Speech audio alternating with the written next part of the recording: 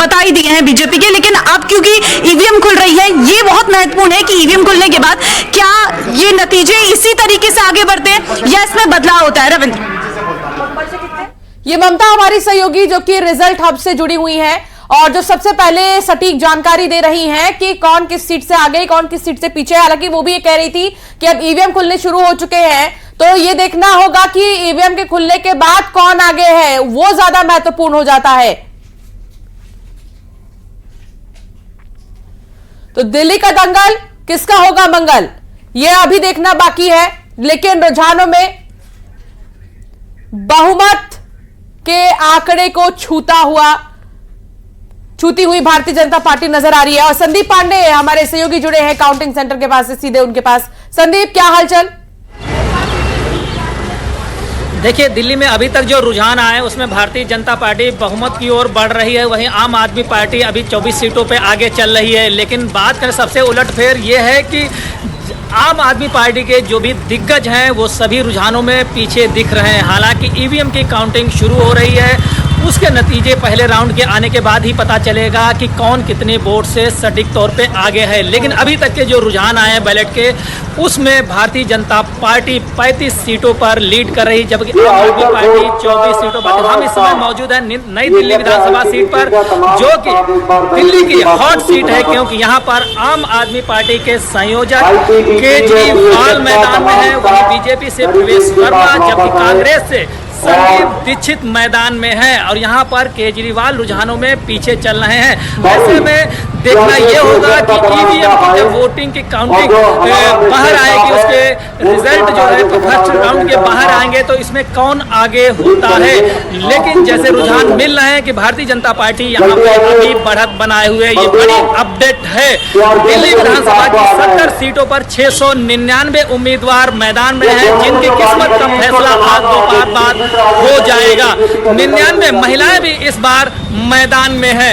ऐसे में नई दिल्ली विधानसभा सीट सबसे हॉट सीट बनी हुई है, क्योंकि यहां से आम आदमी पार्टी के संयोजक केजरीवाल मैदान में हैं और वो रुझानों में फिलहाल पीछे चल रहे हैं। अब देखना यह होगा कि केजरीवाल बढ़त बना पाते हैं या बीजेपी नई दिल्ली विधानसभा सीट पर लीड करेगी। 13 राउंड की यहाँ पे ईवीएम के जरिए काउंटिंग होनी। आप सीधे रुक करेंगे। हम इस वक्त हमारे साथ फराह खान जुड़ी हुई हैं। फराह, आप कहां पर मौजूद हैं और क्या सियासी वहां पर घटनाक्रम देखने को मिल रहा है? क्योंकि तमाम जो राजनीतिक दल है वहां कार्यकर्ता काफी उत्साहित भी नजर आ रहे हैं, चाहे वो आम आदमी पार्टी के हो चाहे बीजेपी के हों। जी बिल्कुल, देखिए इस वक्त मैं आम आदमी पार्टी ऑफिस के बाहर हूँ और यहाँ पर जो है तैयारियां तो पूरी की गई है, लेकिन अभी जो शुरुआती रुझान आ रहे हैं वो कुछ और कह रहे हैं। वो एग्जिट पोल से मिलते जुलते ही सामने आ रहे हैं। अभी बीजेपी जो है वो लगातार अपनी बढ़त बनाई हुई है और आम आदमी पार्टी की तरफ से जो हम मेन चेहरों की बात करें वो भी पीछे चल रहे हैं। तो कहीं ना कहीं जो है ये एक बड़ा झटका है। अगर ऐसा हो जाता है तो जो एग्जिट पोल साफ तौर पर दावा कर रहे हैं वो पूरा होता नजर आएगा। हालांकि यहाँ पर जो है तमाम तैयारियां पार्टी की तरफ से की गई है।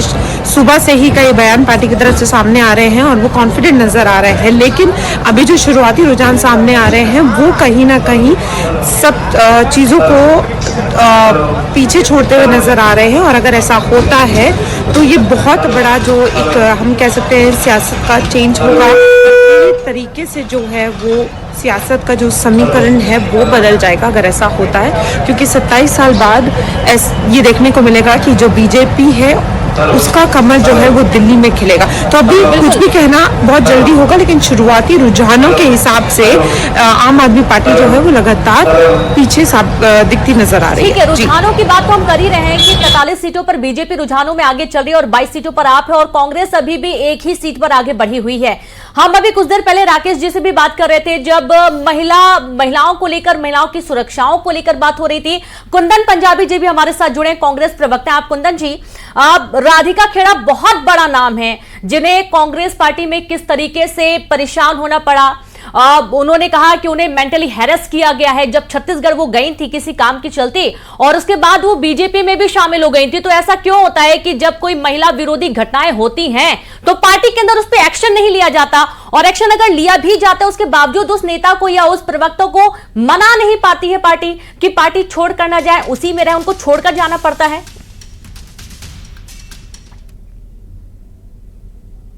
के अंदर पूरी शिद्दत के साथ में चुनाव लड़ा है और वहाँ पे हमें आशानुरूप परिणाम नहीं मिल रहे, क्योंकि कांग्रेस के पास वहाँ पे निश्चित रूप से दिल्ली के अंदर खोने के लिए कुछ भी नहीं था जी। हम सिर्फ पाने की ओर बढ़ रहे थे और अभी एक सीट पे रुझानों में दिख रहा है। हो सकता है स्थितियां परिस्थितियां आने वाले समय में बदलें और कांग्रेस पार्टी और बेहतर करने की स्थिति में आए।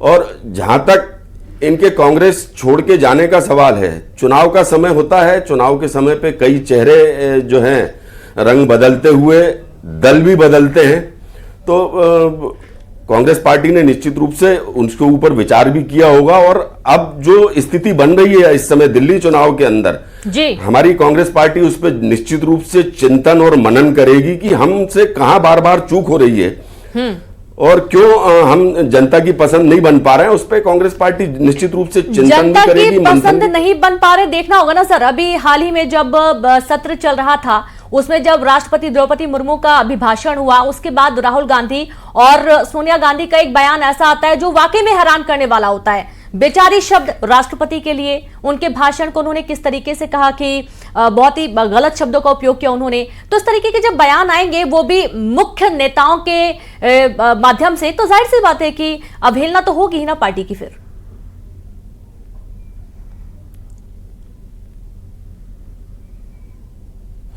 बहुत गलत तरीके से देश के सामने प्रस्तुत करने की कोशिश की है और सभी लोगों ने इस चीज की भर्त्सना भी की कि भारतीय जनता पार्टी हमेशा झूठ के सहारे किसी भी चीज को बदलने की कोशिश करती है, लेकिन जनता इस चीज को समझती है। सोनिया जी ने कोई ऐसा गलत बयान करने की कोशिश नहीं, उन्होंने सिर्फ ये कहा था कि थकी थकी सी, उसका दूसरा रूप भारतीय जनता पार्टी ने देश के सामने देने की कोशिश की और जनता ने नकार दिया उसको। देखिए, इस बार महिला जो वोट बैंक है वो राजधानी में बहुत अहम है और इसलिए हमारी ये चर्चा हो रही है। लेकिन मैं गुलरेज जी से भी एक कमेंट चाहूंगी। गुलरेज जी, हालांकि अभी मुख्यमंत्री के रेस में 3 प्रमुख चेहरे जो है हम देख पा रहे हैं रेस में, रमेश बिधूड़ी का भी नाम जिसमें कि शामिल है, लेकिन महिलाओं को क्या मौका देगी बीजेपी दिल्ली में?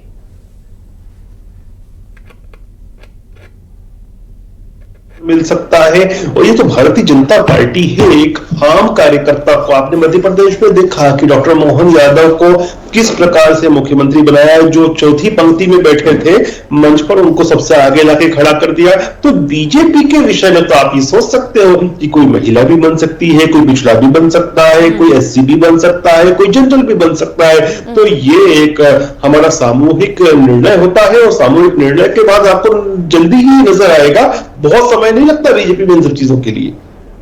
ठीक है, अब इंतजार करना होगा कि आखिर कौन होगा चेहरा, क्योंकि बहुत जरूरी है चेहरों पर भी बात करना, क्योंकि वोट जनता चेहरों को देखकर भी देती है कि अगर हम वोट डाल रहे हैं तो फिर हमारा मुखिया कौन होगा। लेकिन राकेश जी, आपको क्या लगता है कि इस बार व्यापारी वर्ग से लेकर महिला वर्ग के लोग या जो यंगस्टर्स है उन पर किसका कितना असर हुआ है? देखिए, काफी चीजों का उस पर असर हुआ। पहले तो दिल्ली के विकास से लोग संतुष्ट नहीं थे, इसीलिए आम आदमी पार्टी को नकारा। दूसरा, जो बजट आया, जिस बजट में अब देखा आपने किस तरह टैक्स के अंदर छूट मिली, व्यापारियों के अंदर कुछ लाभ की अभी योजनाएं और भी आएंगी, अभी आप देखेंगे। तो वो सब चीजें एक इंडिकेशन था कि व्यापारी हो, चाहे महिला हो, चाहे छात्र हो, चाहे एक आम नागरिक हो, वो बीजेपी के साथ है, बीजेपी को वोट देने के लिए तत्पर दिखा। और जब मोदी जी ने कहा मेरी गारंटी है, तो मोदी जी की गारंटी पे लोगों